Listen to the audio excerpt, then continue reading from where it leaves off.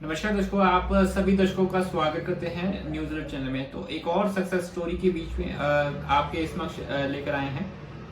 हमारे बीच हैं कुल्लू से ये आए हैं। कुल्लू के लग वैली के रहने वाले हैं। इन्हीं से जानते हैं इनके बारे में और कहाँ के रहने वाले हैं, बेसिकली क्या करते हैं। सर, सबसे पहले स्वागत करते हैं हमारे न्यूज़ चैनल में। थैंक यू सब सर। अपने बारे में बताएं, कहाँ के रहने वाले हैं, क्या नाम है और यहाँ पर आप क्या बिजनेस करते हैं उसके बारे में। नमस्कार जी, सभी का स्वागत है। मेरा नाम अखिलेश है। मैं लगवैली से आता हूँ, कुल्लू गांव से। मैं 4th जनरेशन बुनकर हूँ। तो मैं बुनाई के साथ साथ में जब मैं बड़ा हो रहा था तो मेरे पास खेलने के लिए खड्डी थी, मेरे पास खेलने के लिए तकली थी, मेरे पास खेलने के लिए लोकल ऊन थी। तो हम लोग खेलते थे और हम लोग ऊन काटना वैसे करके सीखे हुए। फिर धीरे धीरे इस चीज़ में बहुत इंटरेस्ट आने लगा। मैं हमेशा से कुछ क्रिएटिव काम करना चाहता था। फिर मुझे पता चला कि इस चीज़ में मैं करियर परस्यू कर सकता हूँ। इसमें मैं टेक्सटाइल डिप्लोमा कर सकता हूँ हैंडलूम्स में। उसके बाद में मैं फैशन डिज़ाइनर या इस चीज़ों में काम कर सकता हूँ। साथ में मुझे ये चीज़ पता चली कि जो हमारा ट्रेडिशन है, ट्रेडिशन की बहुत वैल्यू है। और एज ए 4th जनरेशन मुझे लगा ये मेरी जिम्मेदारी भी है अपने ट्रेडिशन को होल्ड करने के लिए। तो मैं एक बुनकर हूँ, मैं 4th जनरेशन बुनकर हूँ। और हमारा जो स्टूडियो है वो कुल्लू में लगवैली में है। और मेरे पेरेंट्स विश्वनाथ जी और शकुंतला जी वो बहुत सपोर्ट करते हैं और वो भी इस काम में काफ़ी टाइम से हैं। ओके, फैमिली में कौन कौन रहते हैं और क्या क्या करते हैं, इसके बारे में थोड़ा सा कुल्लू में। मेरे घर में 4 सदस्य हैं। मैं, मेरे पेरेंट्स और मेरी सिस्टर हैं।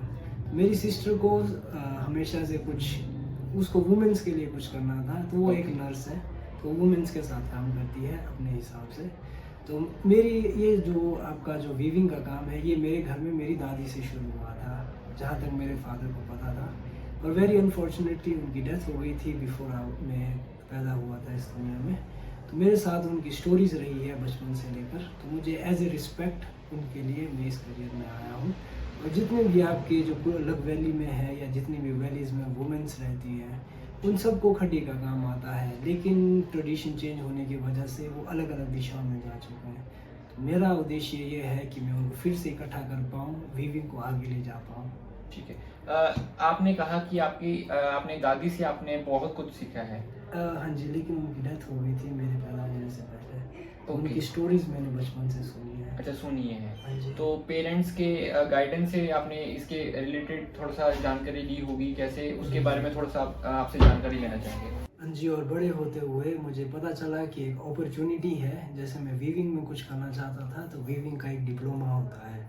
जो हिमाचल की सीट है वो वाराणसी ये कॉलेज में होती है, जिसका नाम है IIHT, Indian institute of handloom technology. Okay. फिर मैंने वहाँ के लिए अप्लाई किया, तो मैं वहाँ सिलेक्ट हो गया। तो मैं 3 साल वाराणसी में स्टडी की। इसका मेन पर्पस ये था कि जो हमारी ट्रेडिशनल वीविंग टेक्निक्स है, उसके साथ में अगर उसमें कुछ नया मॉडर्नाइजेशन को जोड़ा जाए, तो जिससे आपके क्राफ्ट में काफ़ी बेहतर हो सकता है। इसके लिए मैं 3 साल वहाँ पे स्टडी करके आया। और मैं अब घर में साथ में नई डिज़ाइनिंग करता हूँ। और जो हमारा ट्रेडिशन है, ट्रेडिशन के साथ साथ कुछ नया भी हम बनाते हैं।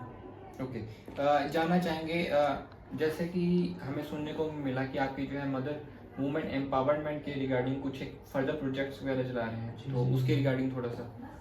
देखिए सर, मेन चीज़ ऐसा है कि वुमेन एम्पावरमेंट का सोसाइटी पे बहुत इम्पैक्ट पड़ता है जी। तो इसके रिगार्डिंग हमने किया कि देखो, जो भी आपको वैली का वुमेन है, ये हिमाचल का काफ़ी पुराना ट्रेडिशन है। जो हमारे बुजुर्ग हैं, सबको वीविंग आता था। पहले हम लोग बार्टर सिस्टम करते थे। आप अपने पट्टू को किसी किसान के साथ फूड के लिए करते थे या किसी और चीज़ के लिए करते थे। इवन हिमाचल में कल्चर है कि जो मदर है वो अपनी बेटी को पट्टू या ड्रेस बना के खुद से देती थी। वो चीज़ हमने देखी कि सबको वीविंग का आता है, तो वाई नॉट कि इसको फिर से दोबारा उनके घर में लाया जाए, दोबारा उनको सिखाया जाए, ताकि वो वुमेन जो है आपका इकोनॉमिकली पावरफुल हो जाए। इसके लिए मेरी मदर हमारी वैली में प्रोजेक्ट्स चलाते हैं वुमेंस के लिए, जिसमें 30 डेज़ या 45 डेज़ या 3 महीने का प्रोजेक्ट चलता है, जिसमें वुमेन बेसिक से इंटरमीडिएट तक सीखती है। ओके। फर्दर उसके बाद जो है उनको कोई जॉब्स वगैरह ऐसा कुछ अपॉर्चुनिटी मिलती है कि जैसे उनको फर्दर कुछ जैसे प्रोजेक्ट करने के बाद? जो भी वुमेन्स रहती है वो मोस्टली हाउस होल्ड वाली रहती है, जिनके घर में जो फैमिली है, जी। और उनके लिए ये सुविधा मैं चाहता था कि वो जैसे सुबह शाम में काम को कर पाए और उनकी लाइफ ज़्यादा इम्पैक्ट ना हो पाए। ओके। इसके लिए वो घर में मोस्टली यूज़ करती है। जैसे मार्केट में अगर वो नॉर्मल कपड़ा बना के बेच रही थी, नॉर्मल जी, शॉल को, जी। अगर वो इंट्रिकेट डिज़ाइन को बनाती है तो उसकी वैल्यू ऊपर जाती है और जिसकी डिमांड भी मार्केट में है। ओके। बहुत अच्छी बात है। तो अगर हम बात करें आपके सेलिंग की, वाराणसी से लेकर जो है आपका बीड़ तक का कैसा सफ़र रहा, उसके बारे में भी बताएं। साथ ही साथ जो है अगर जैसे कि आप सेलिंग करते हैं कहीं पे, तो प्लेटफॉर्म कैसा कैसा, कहाँ कहाँ जो है आप इसको अपना प्रोडक्ट को जो है वो सेल कर रहे हैं? अगर जैसे सफ़र की बात करें, सफ़र काफ़ी रोमांचक रहा वाराणसी से हिमाचल का। वाराणसी एक बहुत ही डिफरेंट, बहुत ही ब्यूटीफुल है और बहुत ही अलग कल्चर है। हिमाचल एक बहुत ही अलग कल्चर है। तो बीड़ का जो सफ़र है वो काफ़ी रोमांचक रहा। बीड़ में हमारा एक आउटलेट है, हमारी शॉप है जहाँ पे हम सेल करते हैं।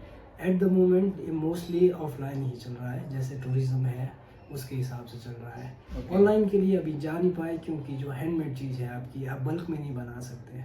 ओके। तो उसके हिसाब से जितना स्टॉक है, जितना हम बना पा रहे हैं, उस हिसाब से सेल कर पा रहे हैं। ओके। बेसिकली आपके प्रोडक्ट में क्या क्या चीज़ें जो हैं आप जो सेल कर रहे हैं? बेसिकली हमारा जो कल्चर है, हम लोग मफलर्स बनाते हैं, शॉल्स बनाते हैं, स्टोल्स बनाते हैं। ओके। साथ में नीटेड प्रोडक्ट्स भी रहता है, जैसे कैप्स हो गया, आपके ग्लव्स हो गए और आपके जो सॉक्स हो गई। ओके। क्या कॉस्टिंग रहती है, जो जिस कॉस्टिंग पे आप क्या सेल करते हैं उसमें? अगर हम जैसे ये सारा वूल के ऊपर डिपेंड करता है। ठीक है। और अभी जो है आप सेलिंग जो है, जैसे कि आपने कहा कि हम सेलिंग भी अगर जैसे ऑनलाइन प्लेटफॉर्म पे करेंगे, तो क्या क्या आपके सोशल मीडिया हैंडल्स है, उसके बारे में थोड़ा सा? तो जैसे हम लोग आजकल सारे डिजिटल इरा है ये, बिल्कुल। इसके हिसाब से हमने फ़िलहाल इंस्टाग्राम और फेसबुक पे शुरू किया है अपना।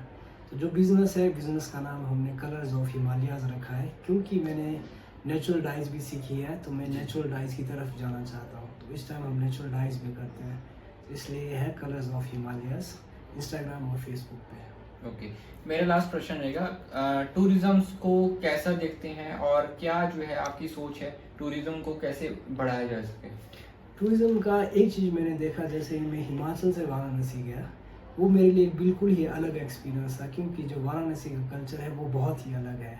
तो एक चीज़ मैंने देखी कि वाराणसी में बहुत सारा, आज भी वाराणसी को ओल्डेस्ट सिटी अलाइव कहते हैं, क्योंकि उसके कल्चर के कारण। तो वहाँ के लोगों ने कल्चर को काफ़ी होल्ड करके रखा हुआ है। हिमाचल में भी मैं चीज़ देखता हूँ कि लोगों ने अपने कल्चर को होल्ड करके रखा है। जो भी आपका टूरिज़्म है वो यहाँ पे कल्चर को एक्सपीरियंस करने आते हैं। तो मैं यही दरख्वास्त करूँगा सबसे कि आप प्लीज़ अपने मॉडर्नाइजेशन को अपनाइए और उसके साथ में आप अपने कल्चर को होल्ड करके रखिए, ताकि जो भी कोई दूसरी कंट्री से आ रहा हो आपके कल्चर को एक्सपीरियंस कर सके, जिसकी वजह से टूरिज़्म में बूम आएगा। धन्यवाद हमारे से जुड़ने के लिए। धन्यवाद जी। और तो ऐसी तमाम खबरें देखने के लिए इसी तरह हमारे साथ बने रहें, और इसी रिपोर्ट के साथ एक बार फिर से दीजिए इजाज़त। जय हिंद, वंदे मातरम।